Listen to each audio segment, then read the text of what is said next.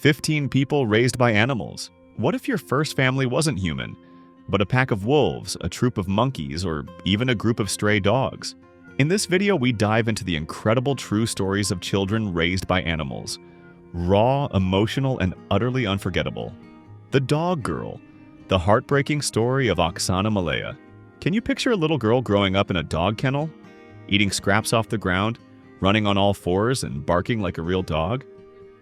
It sounds like something out of a surreal folktale.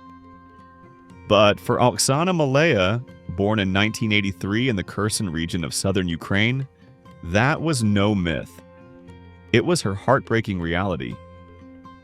Her story, equal parts tragic and astonishing, has captured global attention through countless documentaries, TV segments, and news headlines. Oxana started out just like any other baby, healthy, human, and full of promise. But by the time she turned 3, her world collapsed. Her parents, both deep in alcoholism, neglected her so badly that one freezing night, they left her completely alone. Desperate and abandoned, little Oxana wandered outside and found the only warmth she could, inside a dog kennel on the family's rundown farm. And that's where she stayed. For the next 6 years, Oxana lived entirely among dogs. Not like a child with pets, she became one of them. She crawled, ran, and ate side by side with her canine companions. She mimicked their every move. When rescuers finally found her, they were stunned. She didn't speak. She didn't walk upright. She moved like a dog, barked like one, and had all but forgotten how to be human. Witnesses said her bark wasn't some innocent game. It was fierce, raw, and eerie, like the growl of a protective hunting dog. This wasn't dress up or make-believe. Here was a girl in worn-out clothes, barking with the intensity of an animal who had fought to survive. Once authorities intervened, Oxana was transferred to a children's care home in Barabal, a quiet rural area in Odessa. And that marked the beginning of her slow, painful climb back toward humanity. With help from therapists and caregivers, she had to relearn everything from scratch. How to walk upright, how to use utensils, how to speak. Progress came slowly. Years of isolation had done deep damage, and even now her voice remains flat and mechanical, stripped of the natural rise and fall of everyday speech. Though she tried to live a more typical life, her past never truly let go. At age 22, she had a boyfriend, but the relationship fell apart when she instinctively barked and dropped to all fours. Habits she never fully unlearned. In a 2013 interview, Oxana shared her deep frustrations. She didn't want to be known as the dog girl anymore. She longed to be treated with dignity like anyone else. What did she wish for most? To rebuild a bond with her biological mother and to see her brothers more often. Today, Oxana lives in a facility for adults with special needs. She works on a nearby farm, caring for animals and finding peace in the routines of farm life. Monkey Boy, the wild childhood of John Ssebunya. It all started on June 21, 1989, in the quiet village of Bombo, Uganda. A woman named Millie Seba was out in the forest collecting firewood when she heard something strange. Monkey screeches, sharp and frantic. At first, she didn't think much of it. Monkeys were common and often raided nearby villages. But this time, the sounds felt different. Urgent, almost desperate. Looking up into the trees, Millie froze. What she saw seemed unreal. A naked child crawling along a tree branch, moving like an animal. Behind him was a large monkey, following closely, almost protectively, urging him to keep going. Panicked, Millie ran back to the village and shared what she'd seen. Soon, police and curious villagers began investigating. Rumors had already spread from nearby Kabonge, where others claimed to have seen a similar creature in the woods. The conclusion? The mysterious figure was a child raised by monkeys. News traveled fast. Within days, scientists and experts from Uganda, France, England, and the US arrived to learn more. After days of searching, they found him, silent and alert, perched high on a tree branch about 5 kilometers from the village. The boy was placed in the care of Mr. and Mrs. Molly Waswa, who ran a local orphanage. He barely spoke, but one word stood out. Kabonge. That clue helped piece together his past. During brutal clashes in 1985 between Ugandan forces and the Lord's Resistance Army, a child named John Ssebunya had gone missing after watching his parents murdered. He had been only 4 years old. John recalled fleeing into the forest where a troop of monkeys approached him. One even bit his toe, causing him to cry. Startled, the monkeys fled, but returned with bananas and sweet potatoes. From that moment, they became his new family. For the next 2 years, John lived as one of them, climbing trees, learning their calls, sleeping in treetops, and helping them steal food from nearby farms. He fully adopted their way of life. Returning to human society wasn't easy, but over time, John made incredible strides. He later joined the Olympic marathon, captained Uganda's national football team, and even performed as a singer in the UK. Still, the jungle called to him. Even as an adult, John sometimes returned to the woods, climbing trees and calling out to the monkeys, the only family that never hurt him. The Jungle Woman, the mysterious life of Rochom Pungyeng. In 2007, an unbelievable story from Cambodia gripped the world's attention.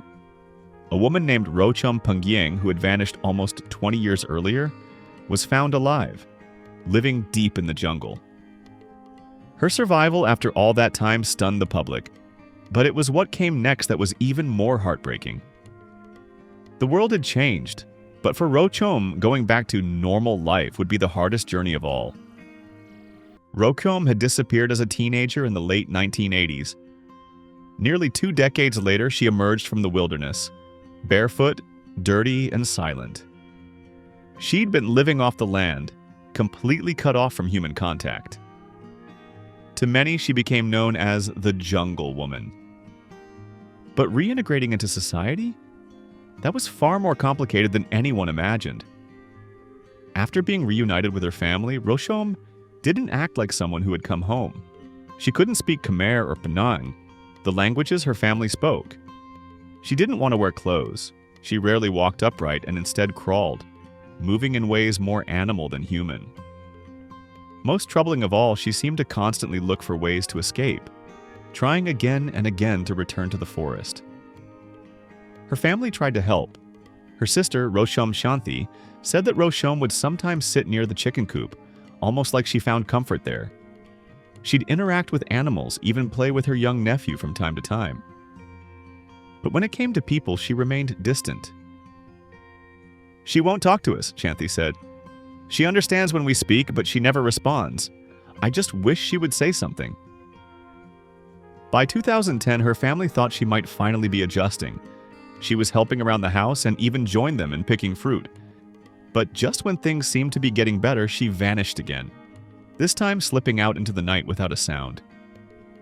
Her father, Sal Liu, who worked as a police officer, remembered the moment vividly. "She just took off her clothes and ran into the dark. No goodbye, nothing." Do you believe animals can truly form parental bonds with human children? The Wild Boy of Aveyron, Victor's strange journey between two worlds. In 1799, people living near the French village of Saint-Cernin-sur-Rance began spotting something unusual. A young boy, wild and silent, running through the forest like an animal. That boy would soon become known as Victor, the Wild Boy of Aveyron, and his mysterious life would fascinate scientists for generations. When Victor was finally captured in January 1800, he was around 12 years old. Covered in scars and unable to speak, it was clear he had survived in the wild, possibly for as long as 7 years. Biologist Pierre-Joseph Bonneterre studied him using harsh and controversial methods, including exposing Victor to freezing temperatures to test how well he could handle the cold, likely a result of his tough forest upbringing. Despite many attempts to teach him language and human behavior, Victor never fully adapted to society. He eventually found a permanent home at the Sourdes Muets Institute in Paris, where he lived quietly until his death at age 40. The Wolf Girls, the tragic tale of Kamala and Amala. In 1920, deep in the jungles of Midnapore, British India, Reverend J.A.L. Singh stumbled upon something no one expected. Inside a wolf den, nestled among the wild animals, were 2 human children. Kamala believed to be around 8 years old, and Amala just 3. The scene was surreal. The she-wolf guarding them didn't just tolerate their presence, she protected them like her own. When rescuers tried to approach, the wolf lunged at them with terrifying force, defending her adopted daughters with maternal ferocity. The rescue was violent. The she-wolf was killed, and as she died, her pack let out a series of eerie, mournful howls. Howls that Kamala and Amala echoed in pain. Even years later, those cries would trigger visible distress in the girls. To them, those howls weren't just noise.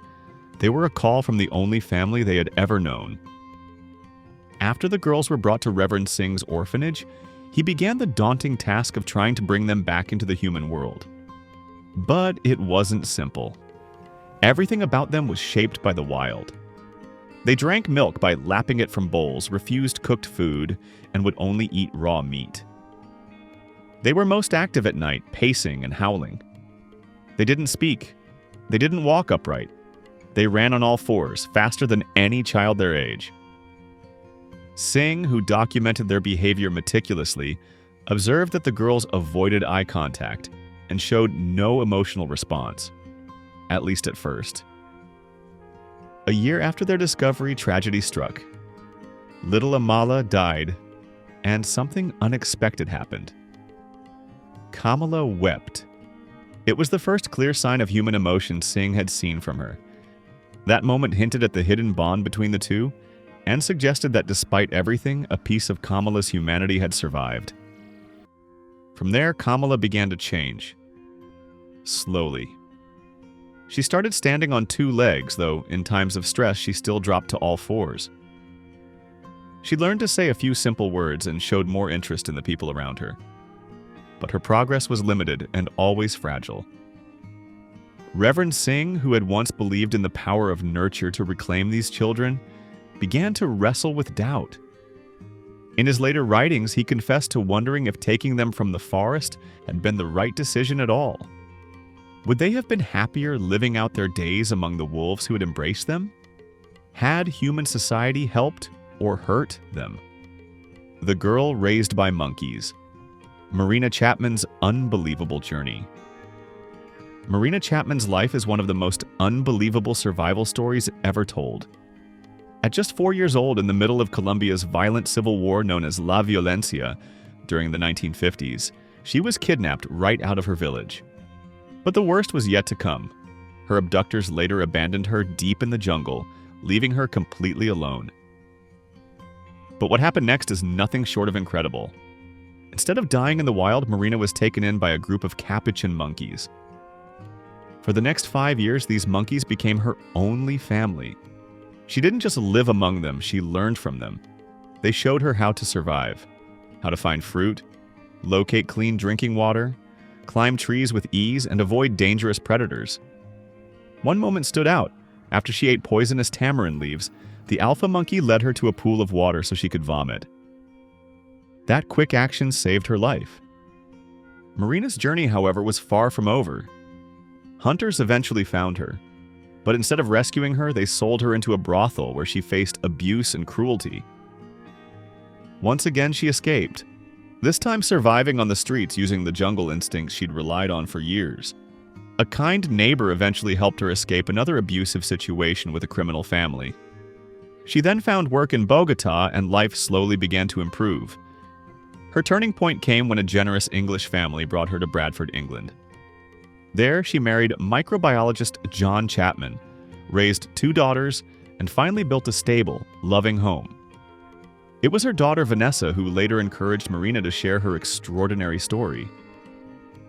Despite a lifetime of trauma, Marina's strength and courage continue to inspire people around the world. The Boy Who Lived with Wolves. The Unbelievable Life of Marcos Rodríguez Pantoja. It all began in Spain during the 1950s when Marcos, still just a young boy, was sold into a kind of slavery. His job? To care for goats in the rugged, remote Sierra Morena mountains. He was left in the care of an older man, a goat herd who taught him how to hunt rabbits and survive off the land. But when that man died suddenly, Marcos was left all alone, in the wild. With no one to turn to and no way back, Marcos had to rely on the few skills he'd picked up. He hunted small animals, figured out how to stay warm, and watched how other creatures in the forest behaved. He studied plants, learning which ones he could eat and which ones might kill him. And then came the night everything changed. Caught in a storm, Marcos stumbled into a cave and found himself face to face with a litter of wolf pups. At first, their presence terrified him, but to his amazement, the wolves didn't drive him away. Over time, they accepted him. He claimed that adult wolves even brought him food from time to time, and that he developed a bond with them that went beyond mere survival. Marcos ended up living this wild, feral life for over a decade. When authorities eventually discovered him as a teenager, they pulled him back into human society. But it wasn't the happy ending you might expect. Relearning how to live among people proved far more difficult than surviving in the mountains. Marcos couldn't understand basic social rules, struggled to speak, and often felt overwhelmed by city life. Even well into his 70s, he still admitted to feeling more comfortable in nature than among people. Should children raised in the wild be returned to society, or left where they feel safest? The Girl Who Lived with Dogs, Madina's heartbreaking start. Madina's story came to light in 2013, when social workers discovered her living in a freezing house, crawling on all fours, barking, and behaving just like the dogs she lived with. From the moment she was born, Madina was left to fend for herself. Her father walked out, and her mother, gripped by alcoholism, often couldn't even stay awake, let alone care for a child. The dogs were the only companionship Madina had. For the first 3 years of her life, Madina shared everything with them. She ate what they ate, played in the yard like one of the pack, and slept curled up beside them for warmth. There were no toys, no spoken words, no bedtime stories, only barking, growling, and the cold. Yet when authorities finally found her, something shocking happened. Despite all she'd been through, doctors declared her physically and mentally healthy. It was as if, against all odds, she had held on to her spark of humanity, even while mimicking the behavior of animals around her. The boy raised by ostriches, the unusual tale of Sidi Mohamed. Sidi wasn't abandoned or sold. As a small child growing up in North Africa, he simply wandered away from his family one day, an innocent act that would completely change the course of his young life. While exploring the wild, he stumbled across a clutch of ostrich eggs, and rather than walk away, he stayed. To everyone's amazement, when the eggs hatched, the newborn ostriches imprinted on Sidi as if he were one of them. And just like that, this human boy became part of an ostrich family. For the next several years, Sidi lived entirely among these giant birds. He learned to mimic their distinctive bouncing walk, copying their posture and pace. He even picked up their way of foraging, scanning the arid landscape for food the way they did. He ran with them, slept near them, and survived in the wild by following their lead. Incredibly, this bond seemed to protect him, keeping predators at bay and helping him navigate a harsh, unforgiving environment. No one knew what had happened to him until around age 12, when a group of ostrich riders spotted something strange: a human child running alongside a flock of ostriches. When they got closer, they realized this wasn't a mirage. It was Sidi. Once brought back to his village, reintegration wasn't easy. After years of living with birds, human habits, talking, sitting, even wearing clothes, felt foreign. But with time and care, Sidi slowly re-entered human society. The Boy Who Led a Pack of Dogs, Ivan Mishukov's story of survival and loyalty. At just 4 years old, Ivan Mishukov made a decision no child should ever have to make. He ran away from home.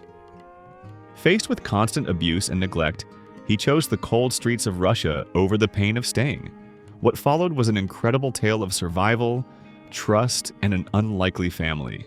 Living on the streets, Ivan found comfort not from people, but from a pack of stray dogs. These dogs didn't just tolerate him, they accepted him. Ivan shared the food he managed to beg from passers-by, and in return, the dogs gave him warmth, protection, and loyalty. Over time, he became their leader, and together they weathered the unforgiving Russian winters. For 2 full years, this pack was Ivan's world. They kept him safe from other dangers of street life. They curled up beside him at night. They were more family to him than the people he had fled. When authorities finally found him and brought him to an orphanage, Ivan's transition back to human society was surprisingly smooth. Unlike many feral children, he had not lost his ability to speak or interact, perhaps because he'd entered the wild by choice and not from early infancy. Still, he never forgot the bond he'd shared with the dogs who helped him survive. The wolf girl of Mexico, a life lost to the wild. In 1845, near the village of San Felipe, Mexico, locals were stunned by a chilling sight. A young girl running on all fours side by side with a pack of wolves. The pack had attacked a herd of goats, but what shocked villagers most was the girl's behavior. She didn't just follow the wolves, she hunted with them. The next year she appeared again, this time seen tearing into the carcass of a goat, eating it raw. Determined to capture her, the villagers finally succeeded. But what happened that night left the entire community shaken. As the sun set, eerie howls echoed through the village. The girl, locked inside, howled too, a sound so raw and animalistic it hardly seemed human. Her cries summoned a pack of gray wolves that crept into the outskirts of town. In a frenzy of chaos and confusion, they attacked, and in the uproar, the girl vanished, escaping back into the wild with the pack. Years passed without a trace. Then, in 1852, she was spotted again, this time on a sandbar by the river, crouched beside two wolf cubs, nursing them like a mother would. When she noticed she'd been seen, she gathered the cubs and slipped into the forest, never to be seen again. What would you have done if you had discovered one of these children? The Bird Boy, a child raised among cages and silence. His mother, rather than caring for him as a child, had treated him more like a pet bird, and the effects were deeply disturbing. From infancy, the boy was kept in a small enclosed space surrounded by chirping birds. Day after day, he heard no human voices, only the flutter of wings and the songs of his feathered companions. He had no toys, no conversation, and no physical affection. Just cages, seed trays, and the sounds of birds. When authorities finally intervened, they were stunned. Though physically unharmed, the boy could not speak a single word. Instead, he chirped, mimicked bird sounds, and flapped his arms in patterns similar to the birds he'd grown up with. He didn't respond to his name. He didn't make eye contact. He had never been taught how to interact with people. Authorities quickly transferred him to a specialized care center, where psychologists and child development experts began the long, difficult process of trying to reach him. Their mission wasn't just to teach him language. It was to introduce him to humanity, something he had never truly known. The Wolf Boy of India, the haunting life of Shamdeo. In 1972, deep in the forests of India, villagers made a startling discovery. A young boy around 4 years old living among a pack of wolves.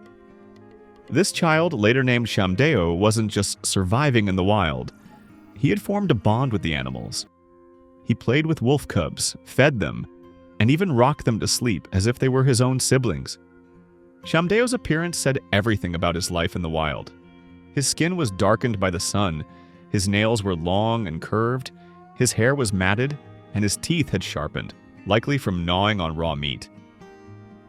Calluses covered his knees, elbows, and palms, the result of running and crawling like the animals he had grown up with. Authorities brought him to a home for children with special needs, where efforts began to reintroduce him to human life. But progress was slow. He never learned to speak, instead using a limited form of sign language to communicate.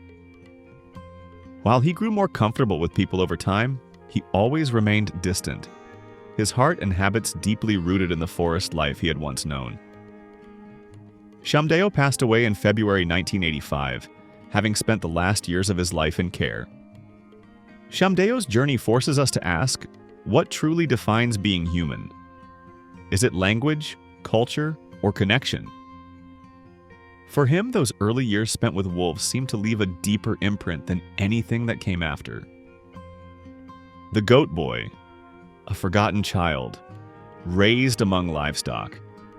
In 2012, social workers made a heartbreaking discovery. A young, unnamed boy who had spent his early years living in a goat pen. He wasn't lost in the wilderness or abandoned in a jungle, but left behind in a place meant for animals, not children. His only companions were goats, and over time they became his entire world. Known only as the Goat Boy, this child had been abandoned by his mother at a very young age. Left with no human contact, he didn't just survive, he adapted. He played like the goats, slept when they did, followed their daily routines, and mimicked their body language and sounds. He didn't just live with the herd, he became part of it. By the time he was found, the effects of this strange and tragic upbringing were plain to see. He was severely malnourished, his body clearly worn down by years of poor nutrition and exposure to the elements. But perhaps even more striking was his emotional state. He was terrified of people. Years of neglect had stripped away his ability to trust, making the presence of humans far more frightening than the animals he had grown up with. The dog boy of Chile, a child raised by a pack of strays. In the rugged and unforgiving landscape of Chile, one of the most emotional and extraordinary stories of animal-human connection emerged. A young boy, abandoned by his mother, was left to face the harsh elements of the wilderness entirely on his own. With no one to turn to, his survival would depend entirely on his ability to adapt. By chance, or perhaps fate, he came across a pack of stray dogs near a cave. But this wasn't just a case of animals tolerating a child's presence. These dogs welcomed him, accepted him as one of their own, and most remarkably, they cared for him. They didn't just protect him, they taught him. The boy learned to hunt for food, observe danger, and navigate the wild just like the dogs did. In time, he became part of the pack, fully integrated into their way of life. When authorities finally discovered him, the sight was unsettling yet deeply moving. He barked, moved on all fours, and responded to the world with canine instincts, not human ones. Though he still remembered bits of Spanish, he showed little interest in rejoining human society. His only desire was to return to the dogs, the only true family he had ever known. Thank you for watching. To continue with more content, comment 1 to let us know you're still following. Romulus and Remus, the wolf-raised founders of Rome. Among the most enduring and mythical tales of children raised by animals is the legend of Romulus and Remus, a story etched deep into the roots of ancient Roman history. These twin brothers, believed to be the rightful heirs to the throne of Alba Longa, were cast out as infants in a cruel act of political ambition. Set adrift on the Tiber River, they were expected to die, victims of a power struggle they couldn't begin to understand. But fate had other plans. As the story goes, the helpless twins were discovered not by people but by a she-wolf. Rather than attacking them, she took them into her care, nursing them with her own milk, keeping them warm, and sheltering them in her den. Her maternal instinct, though wild, saved their lives. Eventually, a group of shepherds stumbled upon the scene and rescued the boys. Brought into society, the twins quickly adapted, learning language and skills with remarkable speed. Their strength, intelligence, and leadership stood out early on, helping them gain followers and grow in influence. In time, Romulus, the older twin, would go on to found the city of Rome, laying the foundation for what would become one of the greatest empires in human history. The Cats Who Saved a Child, an unbelievable rescue in Argentina.